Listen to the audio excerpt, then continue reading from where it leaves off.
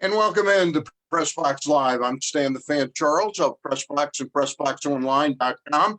With me, as always, on Wednesday evenings is my co-host Gary Stein. Gary, how are you?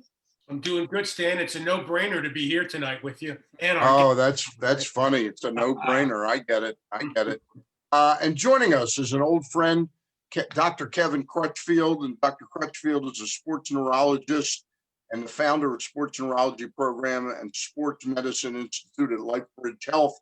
He's also a funding member of the NFLPA Mackey White Health and Safety Committee. And joining us as well is a businessman and an author, and I guess we can call him an inventor. It's Rob Stolker, Stolker, and he's written a book. It's a no-brainer, An Entrepreneur's Battle to Reduce Concussions in Girls Lacrosse. It's a paperback. It came out in October. Welcome, Rob, and I'll start with you. There's the book. How's the book selling, first of all?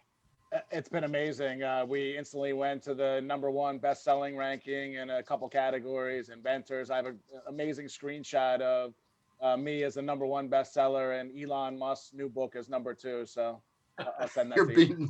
You're beating Elon Musk. Well, maybe he'll give you a Tesla. Just in book sales. All right. So before we bring Dr. Crutchfield into this conversation, what got you interested? And I know from talking to you off the air that you have 4 daughters. 2 are college age, 2 are high school age. And did all of them, or are all of them, in the process of playing lacrosse? How did you become obsessed with creating this helmet? Yeah, so all 4 of my girls, like you said, 2 in high school, 2 in college, they've played sports since they could walk. Mostly the sports that I played as a kid: basketball, soccer, softball. I coached them and everything. And it was now almost 7 years ago that my 2 youngest asked me to play lacrosse. I didn't know, much about the sport at all. I went to the field. The boys were on one side wearing big, hard helmets. The girls weren't wearing anything on their head. Similar sticks, rock hard ball that's used in lacrosse. I just couldn't believe it. I started asking questions, and that was the last time they played. I took them off the field, and it took me 3 years and some amazing partnerships, but made the first ever girls lacrosse headgear for these. All right, we're going to get into that. And before I turn it over to Gary to ask a couple of questions, Kevin, in prepping for this interview today, here's a couple of facts. I just wanted to see if these are at all in dispute at all. I read these on some information that Rob sent me. Based on a percentage of differences, an estimated 47.9% of concussions girls sustain from being struck by a ball, cross, and I guess cross is cross check. Is that what that refers to? Ball or stick impact. That's okay, or stick impact. Accidental ball or stick impact. Yep. Could have been prevented if girls had worn the same head protection as the boys. That's a 34.5% of all girls lacks concussions. It would be lessened by. And then this is something I read today, Kevin. U.S. women's lacrosse ranked second only to American football in incidence rate of concussions, according to a study of compiled data from 200 high schools and 26 colleges. I guess because you've worked in this field so long, you've known this is a problem, haven't you? Well, the numbers change. Yeah. Different sports will change their rules and their incidents may go down. The education is still a challenge about concussion in this nation. And the better educated we get, the more likely it is we're going to recognize injuries that may be a concussion. Sometimes we may be overcalling concussion. So the numbers are always fluctuating and changing. And, from my perspective, I worked in a tertiary referral center, so I wasn't the primary source of concussions. But I can tell you, I saw some of the sicker patients in Baltimore. And of the women's lacrosse players that made it to my clinic, I think his number of stick and ball concussions was an underestimate. I think the more severe injuries were coming from stick and ball injuries and not from falling. And I think when you start looking at, concussion as a whole, those numbers may be correct. But when we start breaking it down or stratifying it by severity of concussion, I think you're going to make a bigger difference with the helmet. So you're going to reduce the number overall, but I think more importantly, you're going to reduce the more severe injuries with a protective piece of equipment. Gary, your turn to ask a Yeah, couple, buddy. let me start with Dr. Crutchfield, actually, and then Rob, I'll get back to you. Kevin, the reason why I want to start with you is, although Rob had 4 girls and they wanted to play lacrosse, and he ended up inventing a helmet, for crying out loud. I mean, that's pretty impressive. In your profession, day in and day out, you see the result of what happens during high school competition, college competition, professional competition. You were on the sidelines for the Ravens at least once or twice a year in your capacity as an NFL administrator. So my question to you is, being on high school sidelines and college sidelines all the time, and I'm sure talking to coaches and administrators, athletic directors, why was there so much pushback in the first place of having girls, women wear helmets in lacrosse? It seems like, with no pun intended to Rob's book, such a no-brainer once these injuries started to crop up. It's very interesting. The women's game changed dramatically when they changed the stick. Yeah. They used to run down the field with a heavy wooden club, and they were believe it or not, more genteel with each other when they had that old wooden catgut stick. When they went to the faster flinging, lighter nylon stick, they started evolving more into hitting like the guys. And the biggest worry about women's lacrosse was, well, if you put them in a helmet, the game is going to get rougher. Well, the game got rougher when they changed the stick and they started throwing the ball a hell of a lot faster than they ever could throw it with the catgut. So now you take the same ball, you're moving it faster. Well, force is mass times acceleration, or momentum is, mass times velocity. You move the ball quicker, accelerate it quicker, you're going to have more of an impact, a kinetic impact, when it hits the head. So it's going to be a worse injury. There is no way a women's lacrosse player can throw the ball as fast with a catgut as they can with the nylon stick. There's just no humanly way possible. So the game changed already. And then the other thing is, the girls' game exploded so fast that the women who played the game, they ran out of women who could coach. So now we got men starting to coach women, and they started coaching some of the men's technique. So they started playing a rougher game because men were coaching them. The game changed. And, I laud Rob for making a helmet. I think it's about time. The game has evolved into a much rougher game. It's a much riskier game. It's not the same game that women's lacrosse leaders wanted to say it was. The game already changed. And Rob, let me follow up with you for a minute. And I want to make sure that I understood what you said earlier and heard it clearly. You said that when your girls came to you with the desire to play lacrosse, and you took them out for lacrosse practice, I presume, and saw that they were not playing with helmets, and the boys across the field or street or whatever were playing with helmets, that you were wary of the danger, and you took them off the field, and you did not allow them to play. And then it took you, 3 or 4 years to develop the helmet. So I just want to make sure your girls didn't complain that they couldn't play lacrosse for 3 or 4 years, and they didn't play lacrosse for 3 or 4 years? Absolutely. It's not like when I first said that to them that they were thrilled about it, but they understood. And it didn't take long soon after that I started getting into this, that I started introducing them to the science, to doctors, and most importantly, I introduced them to some girls and their families. And the whole point is that almost all the injuries we find are just from accidental balls and sticks to the head. To Dr. Crutchfield's point, it's not just that. These girls are getting bigger, stronger. The training is much better. I grew up with my 3 older sisters, and raising my daughters, coaching them in basketball, soccer, other sports. I've seen in an awesome way, a beautiful way, how much the women's, girls' sports have evolved. I love every part of that. It's just, let's evolve the equipment for them with that. Gary, you and I, we remember, and I think it was one of the sessions or sections of our TV show, Inside Press Box. Remember when we had the girl on who had gotten injured from a header in soccer? Soccer, yeah. I remember. And she was devastated for several years with that. Right.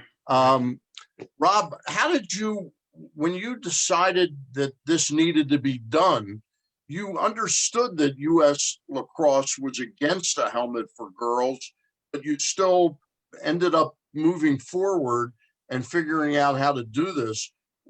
Did you realize that they were going to be that obstinate for that long against the helmet for girls?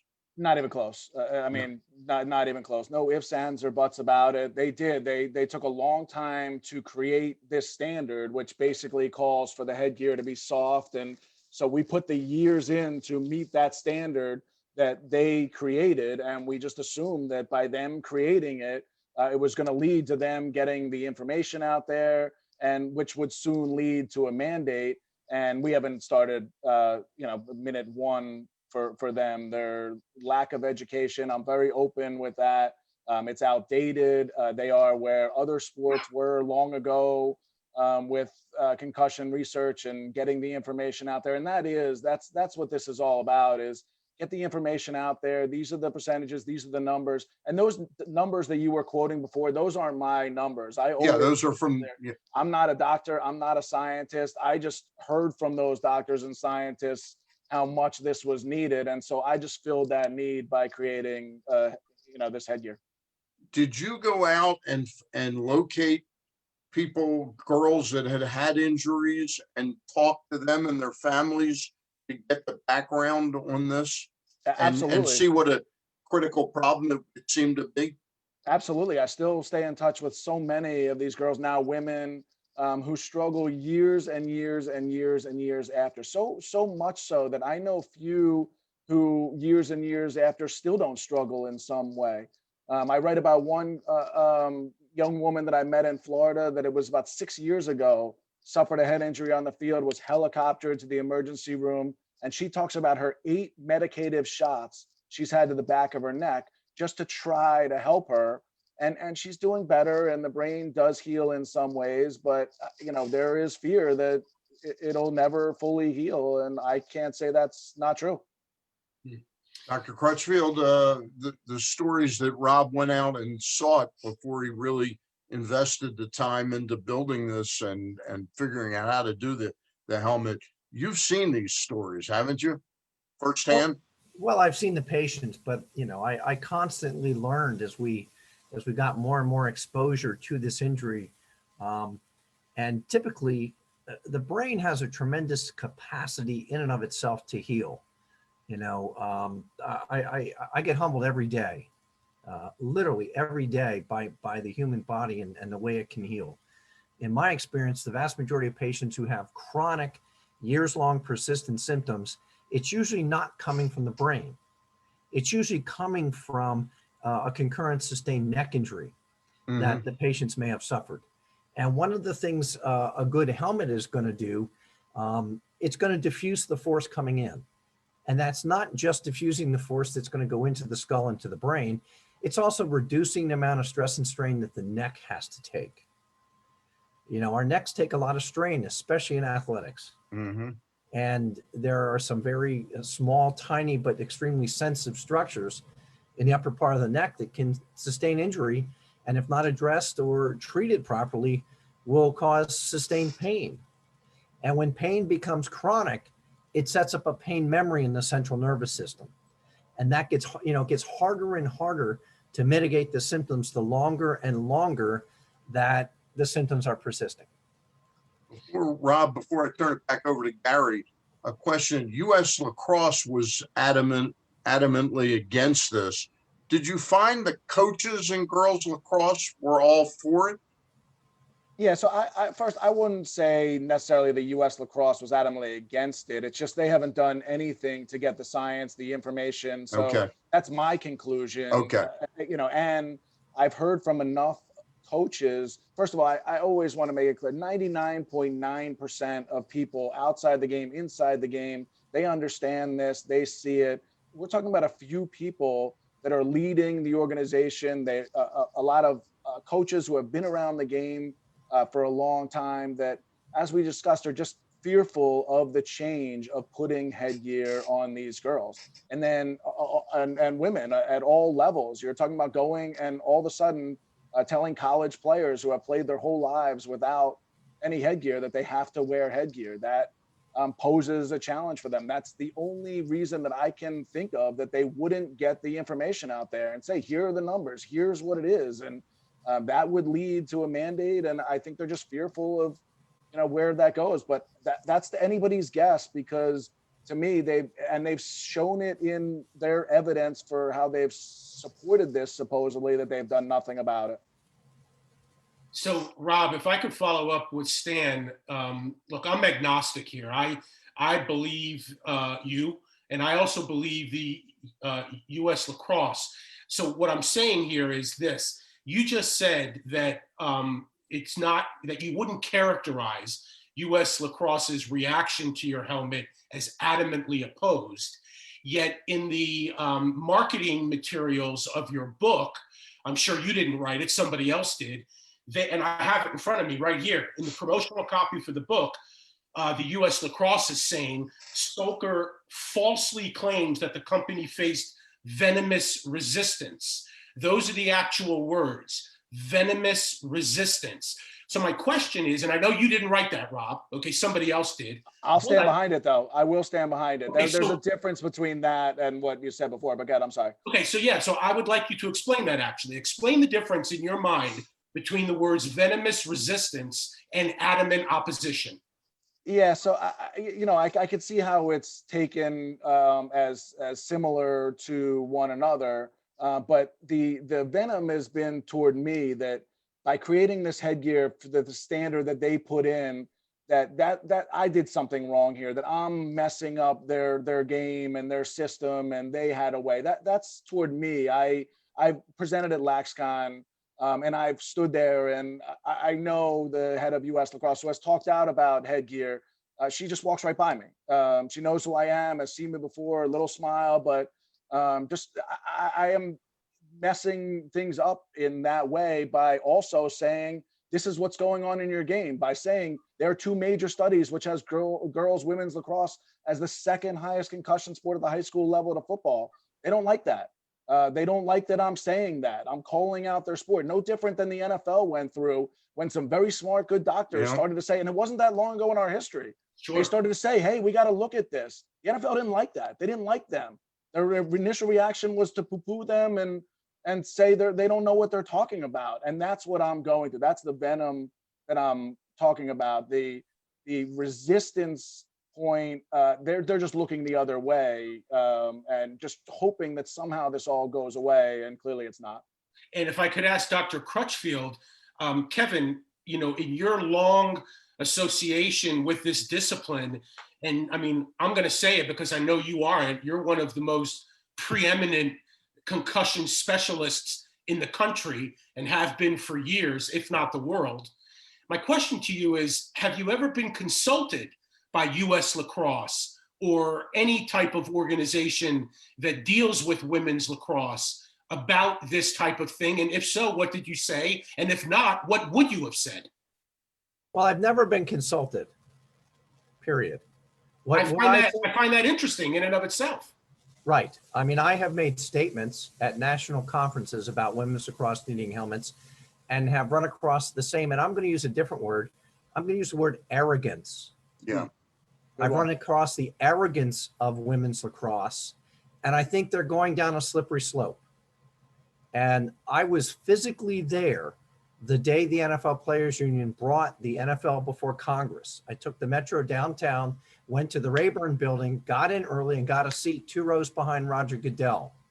And I will tell you, the one thing that made the NFL change, and U.S. Lacrosse is heading down this alley, is a financial threat. When the congresswoman from California looked over her glasses from the stand down at Roger Goodell, and she said, Mr. Goodell, you will take this concussion issue seriously, or I on the House and Ways Committee will take away your tax exempt status and I will get rid of your antitrust protection. Right there you go. Right. So what's going to happen? And I think it's very dangerous because guys like me are out there, and you're even now out there putting a book out saying it is dangerous for girls to not wear helmets. U.S. Lacrosse, especially there's a liability lacrosse, issue. Yeah. It's a major medical liability issue, Yeah. and they're going to get sued. And that's what it takes, unfortunately, in this country to batter down arrogance is legal suits.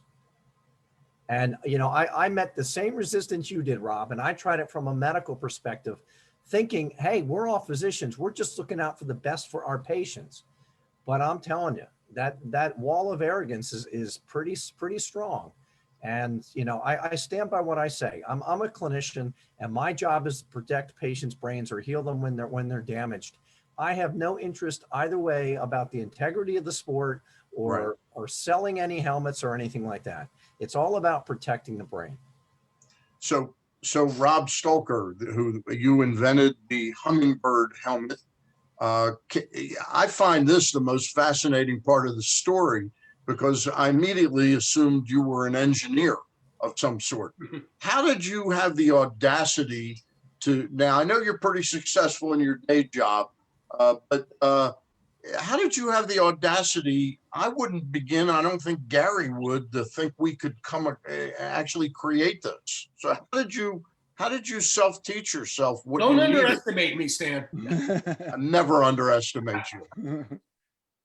There's a lot of reasons why I write about it in my book. I talk about a lot of things in my book. I get very personal about my childhood, what led me to stand up for the right thing here. But the simple answer is I just didn't know.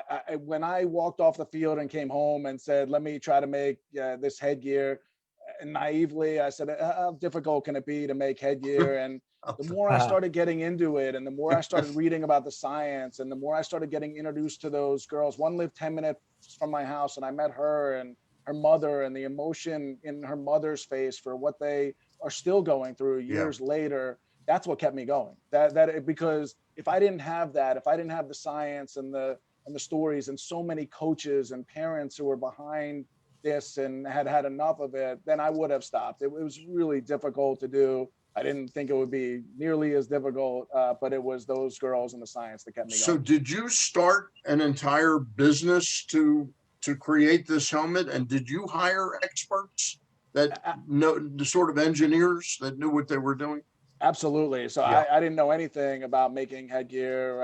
And so I did. We started flying around the country and going to those ASTM meetings that are held a couple times a year. And my personality is I love to learn. I would just, at first in those meetings, I would just sit in the back and listen and take notes. And then I started asking questions. And there were social hours that we went to that we would meet people. And that's where, we met our engineer, Sander Reynolds, and he helped us for years create this headgear and a second model. We made our first model, which was great, got it out there. We knew that wouldn't be the end. It took us 2 more years to make our second model, which we've gotten incredible feedback on. So you'll pardon me because I've watched a lot of Shark Tank.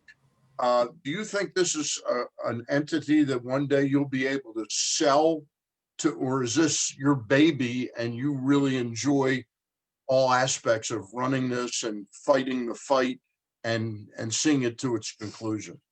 Yeah, this fight needs a face behind it, and that it's been made clear to me that that's me, that I made the first headgear, and that's what inspired me to write. I had so many people who said you got to write a book and get it out there. And one of the things that people say to me between making the headgear and the time it took and all the failures, and that's a big part of my book, is talking about the failures and the reaction to the failures there. The money went into it, and to make it, the money, a lot of money, a lot of time, a lot of effort, a lot of people, a lot of hours.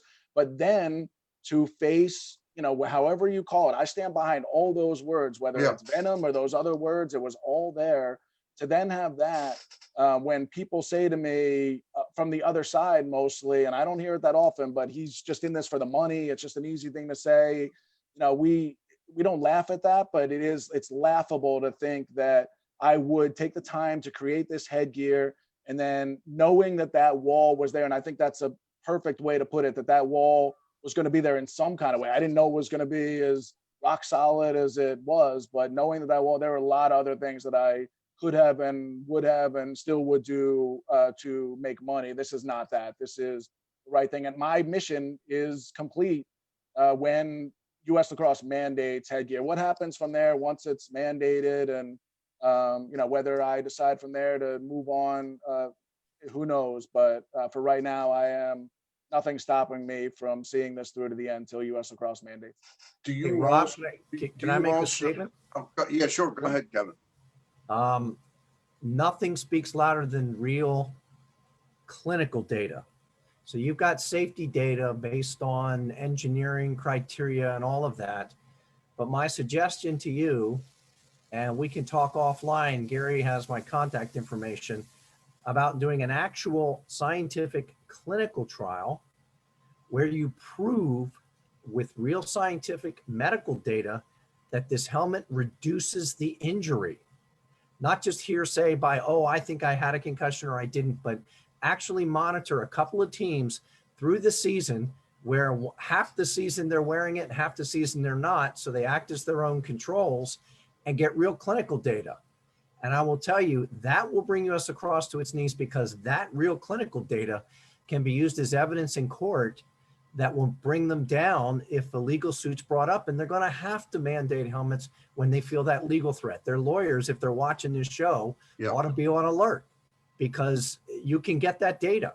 And it's not marketing data, it's real clinical data done as a clinical trial. And that's incredibly powerful, and they can't argue that. So I agree. sorry. So Rob, I just want to make sure that I understand after your question and answer with Stan, this helmet that you have created is not for public sale? Oh, no, it is. Yeah. Okay, right. Yeah. Okay, but it's not out in like Dick's Sporting Goods or out in the retail world. Is that accurate?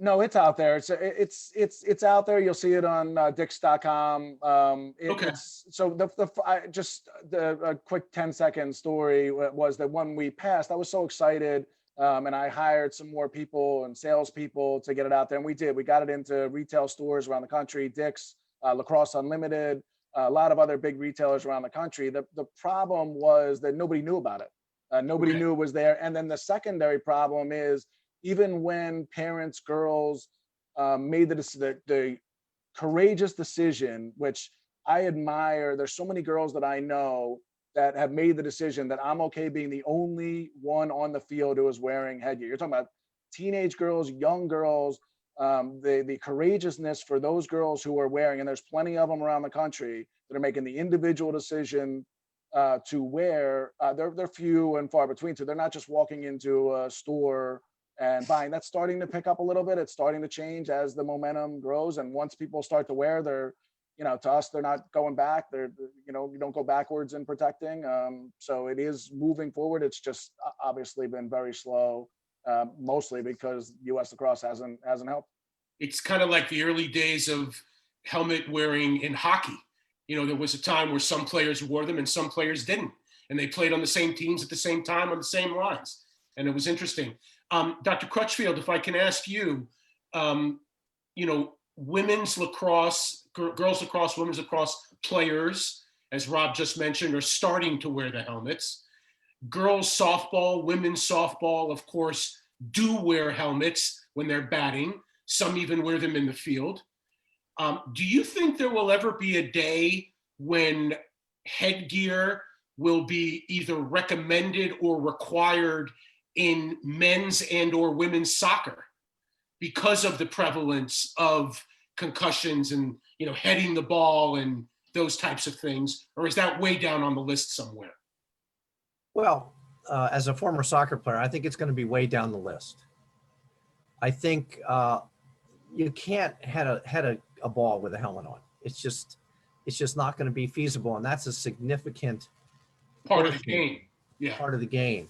And you talk about, wearing a helmet in women's lacrosse doesn't really change the game, the way it's played.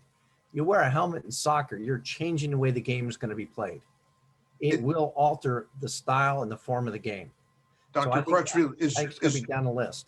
Is there a way to teach technique in soccer? Yes. Better that takes away, because you're right. It's not the same when you head a ball, you've headed it improperly. In lacrosse, you get hit in the head. It's most likely an accidental thing where you're looking at the player you're defending and you don't see a shot and it hits you. Well, I can tell you that most soccer players that get a ball to the head and get a concussion are not from them heading the ball. It's Okay, from taking a shot at point blank, square in the face, or okay, off the side of your head. okay, So if you're absolutely correct. If you're preparing for the ball and you hit the ball harder than the ball hits you, there are no G forces going into your head. right, You're putting G forces into the ball. okay, Okay. But if the ball hits you harder than you hit it, it's going to cause a problem. So you see all these guys, I think they're all crazy when they go to head the ball after the goalkeeper punts the ball 75 yards in the air. right, There is no way on God's green earth you're going to put more force into that ball than that ball's going to put into you. right. And over 60% of the time you lose possession. So Yeah, when I coached my kids, I didn't want them heading those stupid balls. Right. I wanted them controlling it, because you're going to get a concussion or you're going to get a concussive force and you're going to give the ball to the other team. So there's a way to coach the game around the higher impact hits. our guest tonight on this very interesting discussion of concussions in women's sports, and we're filtering it into all sport, are Rob Stolker, who's the author of It's a No-Brainer, an entrepreneur's battle to reduce concussions in girls lacrosse. It's out in paperback. Rob, is it self-published? Where can people buy the book? Amazon? Amazon. Yep, it's on sure, Amazon. Yep. On Amazon. What is it? On Amazon, It's a No-Brainer. Okay. Just put in It's a No-Brainer, Rob Stolker, it'll come up. All right, and our other guest is our old friend, Dr. Kevin Crutchfield, who's a sports neurologist and founder of Sports Neurology Program and Sports Medicine Institute at LifeBridge Health. He's also a founding member of the NFLPA's Mackey White Health and Safety Committee. I've got one more question for you, Rob. And you said kind of touchingly that you hear people that are talking about you saying, like, boy, he's only in it for the money. The flip side of that coin is, do you have parents or girls that come up to you and say thank you?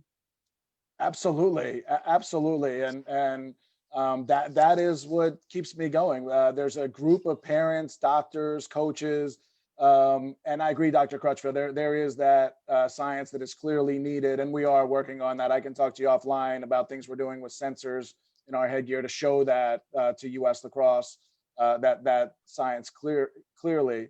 But the doctors who are, Dr. Dawn Comstock is the one that did that study, saying that that the concussions head injuries would be reduced by that 40 whatever number percentage if they wore the boys' hard helmets. There's plenty of It's people. 34%, 34.5%, something like Yep, that was Dr. All right. Dawn Comstock, University of Colorado. Yep. All right. Gary, anything He's else? been running the high school database for Go a ahead. very long time. Yep. And then I just want to backtrack real quick about soccer. There are three differences between soccer and girls women's lacrosse as I see it. One is obviously they use the sticks and rock hard ball played above the head.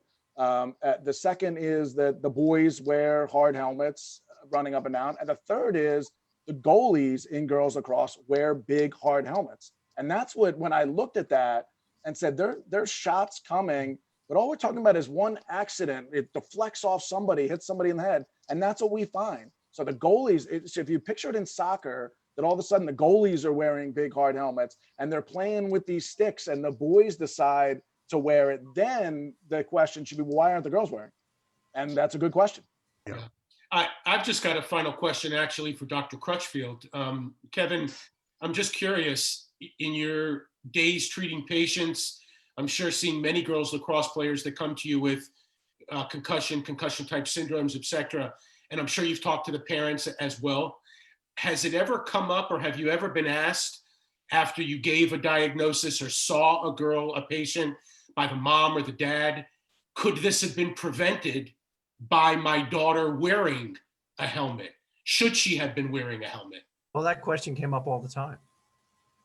And my answer is invariably, well, if you had a protective device, you can reduce the injury. Yeah. I mean, it makes it's common sense, but yeah. Yeah, it's common sense, but like I said before, there's a huge wall between common sense and safety in women's lacrosse. You touched on the right word, Dr. Crutchfield, when you said arrogance. That's really what it is. Great word for it. Yeah, Yep. it really is. Hey, I thank you. Kevin, is it okay if I give Rob your email address and then you Oh. two can, Oh, there's no question. Rob and I need to have a long talk. all right. Rob, Yeah, I'll email it to you as soon as we get off the air. Okay? If not a cold beer once the pandemic's over. All right. Looking forward to it. Looking forward to both. Hey, this what was- about me? You're always invited. But we don't want to underestimate you, Gary. Don't underestimate me. You'll try and steal their deal, something. Hey, Rob Stolker, thank you very much for coming on. Our old friend, Dr. Kevin Crutchfield, we really appreciate your adding some expertise from the medical side on this, okay? No And problem. Rob, I Rob, just want Rob. to tell you, you remind me of Robin Hood, you know? I appreciate it. You're Thank you. really No, a hero I in appreciate this. that. I get that a lot, and that's my reward. So I appreciate that. Thank you for having me on and talking All right. about this. And Gary, you're just the opposite of Robin Hood, but you're my friend, all Hey, right? Stanley. Hey, we're Appreciate you. taking the next couple weeks off. We'll be back. Gary and I will be back probably on January 6th, which will be my birthday. Oh, So you can Happy. bake a cake for me. Again, for Dr. Don't Kevin Crutchfield, underestimate me, Stan. I will never do that. For Dr. Kevin Crutchfield and Rob Stolker and Gary Stein, I'm Stan the Fan, and enjoy your holidays, and we'll see you in just a couple weeks. Yep. Happy holidays. Have a good night.